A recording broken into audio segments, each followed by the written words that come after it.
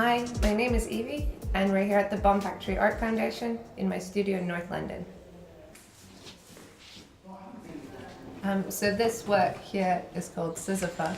It's something I made originally just over a year ago, and it's part of a larger body of work that looks at sort of material synthesis and how we seek to replicate stone in contemporary society, and mostly explores the validity of stone, so why it's so important to us, why stone has almost a reverent quality.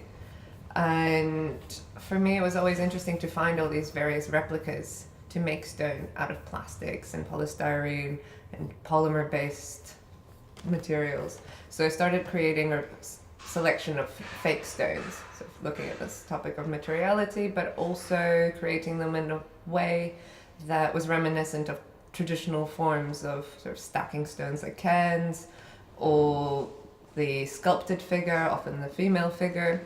And eventually it brought me to make this work, which is, well, it's called Sisypha, like the female version of Sisyphus.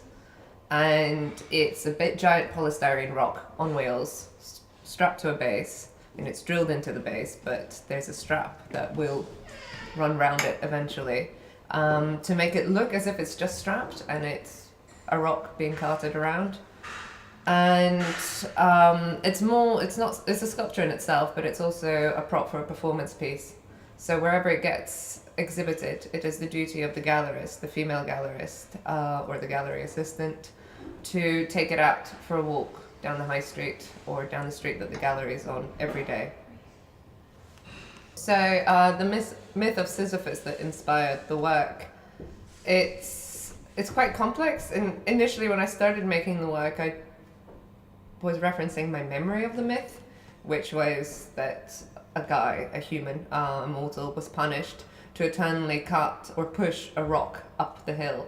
And the moment he gets the rock to nearly the top of the hill, it slips off his shoulders and falls down, and it's this eternal job that he needs to do, because his only salvation is when he pushes the rock to the top of the mountain. He never quite achieves it.